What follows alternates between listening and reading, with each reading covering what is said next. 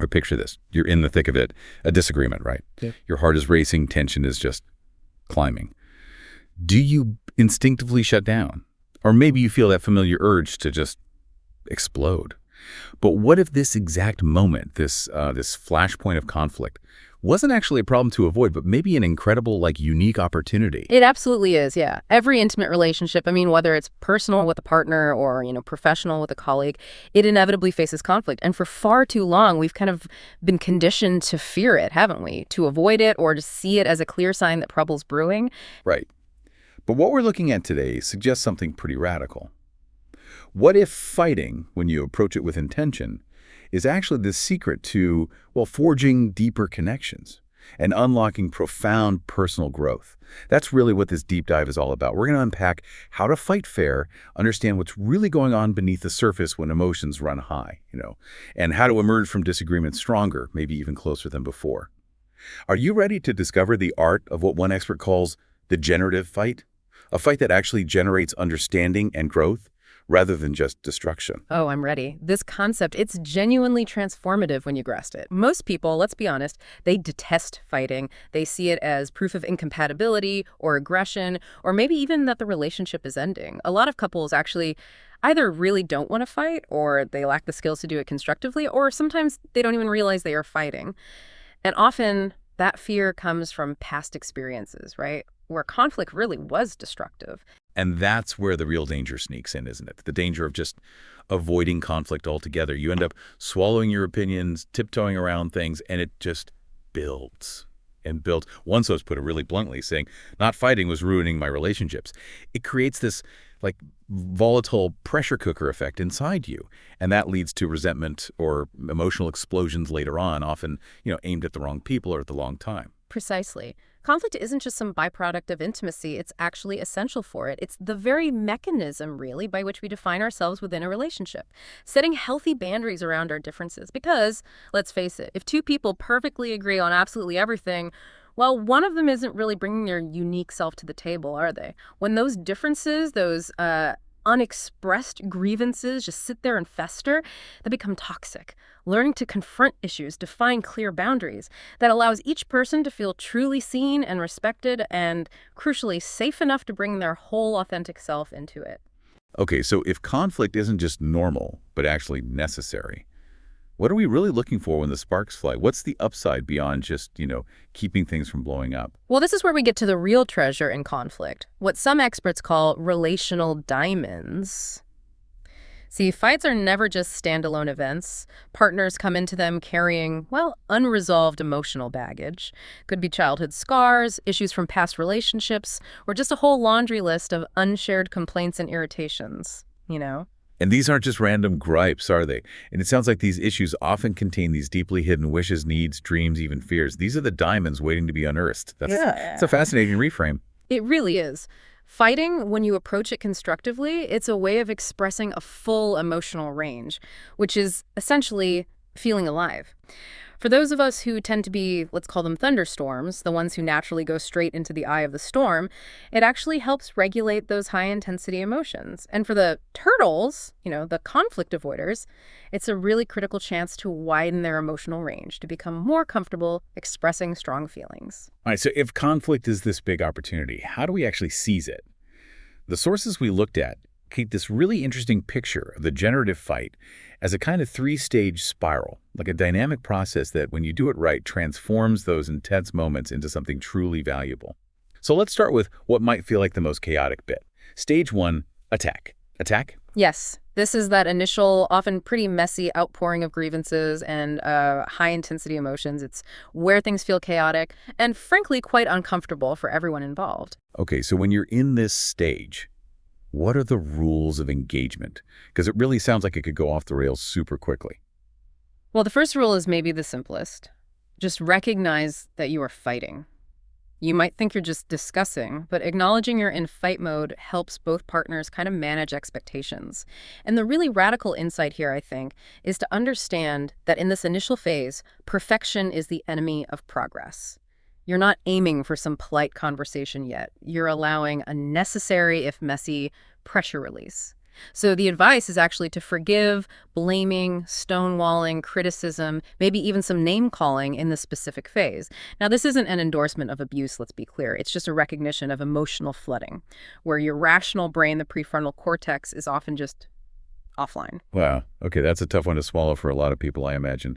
Giving permission, even temporary permission for some of those behaviors in attack, isn't there a risk? Like people might misinterpret that as a green light for abuse, or that they'll just get stuck in that really destructive pattern? That's a really valid concern, and it's absolutely critical to clarify. This phase is temporary. It will pass. Holding on to that knowledge helps you avoid catastrophic thinking, about your relationship's future. And try to consider everything said here as just a rough draft.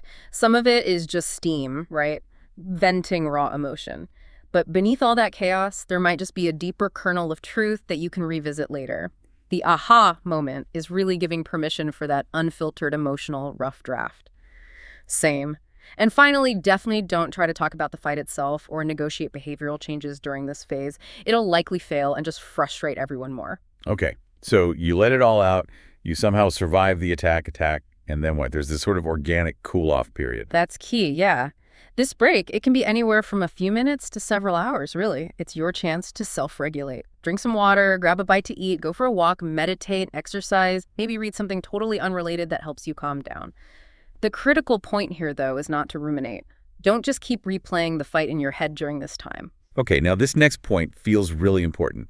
It seems like this is where the entire process often breaks down for most people. They have their blow-up, they cool off, and then they just, pretend it didn't happen. Offer a quick sorry. But you're saying that's only like 1/3 of the journey. Exactly. That's the crucial insight. Most couples end their fight cycle right there after the cool down. But the truth is, you're only about 1/3 of the way through the actual process. What's needed next is what's called a recoverage conversation. This is what truly provides that sense of resolution, increases intimacy, and helps unearth those relational diamonds that might have surfaced, even messily, during attack. Okay, which brings us then to stage 2. Admit, this sounds like the owning your part stage, taking some responsibility. It is, and this is a very sensitive phase. Both partners are encouraged to take responsibility for their part of the fight, what one source powerfully calls owning your shadow. It's about digging deep, trying to understand your own triggers and contributions, even the ones you'd maybe rather not see. The goal here is to re-engage, create a positive space filled with goodwill, and understand that deeper need that got triggered in you. How do you navigate this kind of sensitive terrain without just triggering another attack all over again? That seems like a real risk. The rules of engagement are absolutely key here. Use I statements exclusively. Use statements, even if they're well-intended, can so easily trigger defensiveness and just send you right back to stage 1. Right. So instead of say, you never listen, try something like, I feel unheard when decisions get made without my input. See the difference? Yeah. Also, try breaking eye contact occasionally. It sounds weird, maybe, but it can help you feel less self-conscious, and it allows your partner to listen less defensively. And what should you be asking yourself? Internally, or maybe even aloud? Ask yourself things like, okay, what was this fight really about for me? What triggered my response, my anger? How did I contribute? And then genuinely try to see your partner's point of view. If I really put myself in your shoes, I think I can see how my behavior would cause you to feel. The aim is to connect to their subjective experience, honestly. Then try to find your missing piece. In most fights, there's usually a deeper reason you couldn't hear your partner, some need that wasn't being met. Getting curious about that's unearthing a diamond. Sometimes intuitive writing, just jotting down thoughts, can help with this self-reflection. Okay, and what about when your partner is sharing their admit piece? What's your role then? Stay grounded. Their pain isn't your responsibility to fix, okay? But it is your job to witness it. Give them some wiggle room to speak openly. They're feeling vulnerable in this phase, so cut them some slack. And definitely be prepared for some regression. This is kind of a liminal stage, that in-between uncertain space where emotions are still pretty raw. So if either of you gets triggered back into attack mode, don't despair. You can suggest another timeout or just try a take 2, maybe rephrasing what was said more gently. Got it. And then finally, stage 3, collaborate. Collaborate. This sounds like the, okay, we're on the same team again part. Indeed, yeah. This is where you metaphorically go up to the balcony. You create a more playful, hopeful space to look at your behavior from a broader perspective. Since both partners have now taken some responsibility and are hopefully more regulated, there's much more room for exploration and finding solutions together. How do you maintain that positive, maybe even playful energy after going through such an intense process? That seems challenging. Try to remain playful, maybe even laugh about yourselves and the relationship a little. Play really is the lubricant of life, as they say. It helps you both stay resilient, grow, and learn from these struggles. Be kind, lighthearted, forgiving towards yourselves and each other. With your missing piece now in mind, you can start piecing the puzzle together. Explore what your partner did or said that actually triggered you. And at this stage, use statements are allowed again, but, and this is important, only for helping your partner understand their hurtful actions, not for jabbing or attacking. Oh, okay. So it's about mutual understanding, not shifting blame back again. Exactly. And help your partner understand their missing piece too. Be kind, empathize with their needs, ask how you can help fulfill them. This is also the phase for making specific behavioral requests, like, okay, next time something like this happens, would you be willing to try? But remember, it's actually okay if they refuse. The discussion itself, having that conversation, is progress. Finally, zoom out.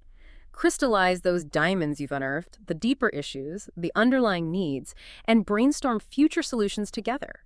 Enjoy these new discoveries about each other. They actually make your relationship more intimate, more exciting, and definitely more honest.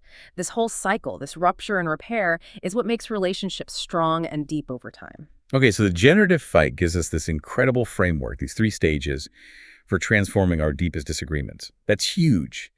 But what about the ongoing maintenance, the day-to-day habits and tools that can make every interaction, even a small disagreement, more constructive? What are some practical strategies we can use like every single day to foster healthier conflict? Yeah, that's a great question. A really good starting point is simply to agree on rules of engagement ahead of time. Like, sit down when you are not arguing, that's key, and literally agree on what constitutes a fair fight for you both. Some couples even type up a list and, post it somewhere visible. I've heard of that. Like literally writing down no name calling, no threats, express feelings, not insults, no yelling or sarcasm. It sounds almost too simple maybe, but I guess it's foundational, right? It might seem simple, but these rules genuinely protect against abusive behavior, and they force a more honest discussion, which, as we said, is at the heart of intimacy. It's a really foundational step. Another crucial strategy is managing your own emotional temperature. You have to be responsible for recognizing your own emotional state. Warning signs might be getting confused about what you're even arguing about, intense physiological sensations like your face getting hot or fists clenching, or that urge towards destructive behaviors. And if you notice those signs in yourself, take a pre-agreed timeout. And this isn't avoidance, remember. It's a strategic pause. It allows you to calm down, get your rational brain back online, and think productively again. Remember, suppressing anger just creates that volatile pressure cooker effect we mentioned earlier. That leads to resentment, inappropriate outbursts. Healthy expression of anger is really the key skill to learn. Okay, so beyond managing your own emotions, clear and respectful communication seems absolutely paramount. What are the key elements here, especially for listeners who might feel they already know the basic, like, use I statements? Okay, good point. First, really trying to focus on one problem at a time. Avoid that kitchen sinking. We've all done it, right? Right. You start arguing about the dishes, and suddenly you're reliving every single slight from the last 5 years. Just identify one issue, tackle that, and agree to maybe table the others for later. Second, yes, we all know about I statements, but the trick is actually remembering to use them when you're feeling triggered. It helps to pre-commit to them and understand that they don't just reduce blame, they also help you articulate your own experience much more clearly. That's a great point. It's about more than just avoiding the word you. Absolutely. Also, be precise and concrete. Don't just say, you don't respect my individuality. That's too vague. Instead, give a specific example. When I expressed my opinion at the party last night, you said, oh, you don't really believe that, and then you told everyone what you thought I believed. I felt incredibly devalued and angry. See, much clearer. Then describe exactly what you need instead. Let me be me is pretty useless advice. Try. Next time, if you disagree with me, please just say so or ask me to explain. Please don't tell me what I think, especially not in front of other people. And if those needs consistently aren't met, what's the advice then? State logical consequences. Something like, if you keep dominating conversations like that, I'm going to point it out. And then I might need to step away from the conversation for a bit. The vital part is you have to follow through. Don't make these huge, overblown threats because crying wolf just leads to diminishing returns, you know? Hmm. And finally, yeah, avoid those absolutes like you always or you never. They just deflect responsibility and make the argument bigger. Oh, and definitely watch your nonverbals. Your tone, your body language, crossed arms, eye rolling, that stuff speaks volumes, sometimes louder than words. Oh, I can personally attest to the power of a well-placed eye roll, unfortunately. Okay, speaking of listening, how do we really listen when emotions are high? Beyond just, hearing the words. Right, active listening. It's so much more than just hearing. It's about fully engaging to truly understand the other person's perspective. Ask open-ended questions like, what led you to that conclusion? Or how do you think we should move forward from here? Paraphrase what you think you've heard to confirm you understand. Okay, so what I think I hear you saying is, oh, and here's a really powerful technique. It comes from Carl Rogers. Before you speak, try to restate the ideas and feelings of the person who just spoke to their satisfaction. Whoa, that's a game changer right there. Yeah. To their satisfaction. That requires real engagement, not just sort of parroting back words. It really does, yeah. Warning signs that you're not truly listening include things like formulating your own response while they're still talking, getting easily distracted, or noticing your partner is shutting down. If you notice these things happening, try to consciously re-engage. Ask a clarifying question. Okay, and then what happens after the argument? We talked about the cool down, but the repair phase seems just as critical as the fight itself. How do we effectively mend what might have been broken? Absolutely crucial. The focus really should be on repairing that rupture, that disconnect. When you're seeking forgiveness, there are roughly 6 steps. Admit what you did was wrong. Try to empathize with the pain you caused. Take responsibility and maybe offer restitution. Assure them it won't happen again. Genuinely apologize and ask for forgiveness. And importantly, forgive yourself too. And what about being on the other side of that coin? Granting forgiveness. Granting forgiveness also has steps. Acknowledge your own pain and anger. Be specific about your future expectations and boundaries. Consciously give up the right to get even while still insisting on better treatment. Work on letting go of blame and resentment. Communicate your forgiveness clearly, and then work towards reconciliation, but only when it feels safe to do so. A good apology fundamentally expresses regret, takes ownership, offers restitution if appropriate, commits to change, and requests forgiveness. It definitely avoids things like, well, I'm sorry you're so sensitive. Right. Repairing really shows your partner that they matter, and it fosters this deeper awareness of your relationship dynamics. This all suggests that conflict isn't just about the words we use, but also about the underlying styles people bring to the table, right? Our sources dig into different conflict styles. Does understanding these help us navigate that generative fight more effectively? Or is it just about recognizing our own tendencies? That's a crucial question. People definitely approach conflict based on, well, a mix of things. Innate tendencies, their life experiences, the specific demands of the moment. The Thomas Kilmann conflict mode instrument identifies 5 common styles. Competing, which is win-lose. Avoiding, where problems can just get worse. Accommodating, where one person consistently puts others' needs first, often leading to resentment. Compromising, which often results in temporary or kind of unsatisfying solutions. And then collaborating. Collaborating is usually seen as the most effective for long-term relationships, as it tries to understand deeper needs and work through strong emotions together. And it seems like different styles can actually be useful, depending on the situation, can't they? Like, competing might be okay for dividing resources sometimes. Accommodating might make sense if your boss is unhappy about a project. Avoiding if someone is genuinely volatile. Precisely. While collaboration is generally the goal for important long-term relationships, adaptability is really key. I've seen this in practice, a couple where one partner was more of a thunderstorm and the other a turtle. They initially struggled a lot, but once they understood each other's natural conflict style, they could consciously adapt their approach. They learned how to move through that generative fight much more effectively together. What's fascinating is how these styles play out. Research by psychologist John Gottman on marriages found something interesting. Validating, conflict-avoidant, and volatile styles can actually be equally stable in a marriage if both partners adopt the same style. Comfort often comes from that shared approach, believe it or not. But then, in negotiation settings, it gets even more nuanced. A 2015 study found benefits when pairs use complementary styles, like one dominant and one submissive negotiator. How does that fit in? It really highlights that the goal isn't necessarily to diagnose everyone's style and force them into one mold. It's more about fostering open collaboration, confronting difficult emotions together, and working towards joint problem solving, whatever your initial styles might be. Understanding your own style and your partner's can certainly help you strategically navigate those three stages of the generative fight we talked about. It can make the process smoother, more effective. It's really about knowing when to push, maybe when to yield a bit, and when to truly explore together. So wrapping this all up, what does this really mean for us, for you listening? We've seen that conflict, well, it's not something to be feared or avoided, is it? It's a natural, maybe even necessary part of any intimate relationship.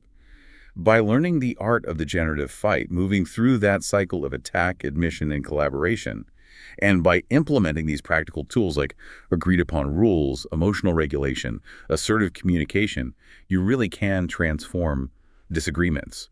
Turn them into pathways for deeper connection, better understanding, and ultimately more trust. Yeah, the ability to resolve conflicts fairly and respectfully. It's truly a bedrock skill for any lasting relationship, whether that's professional or personal.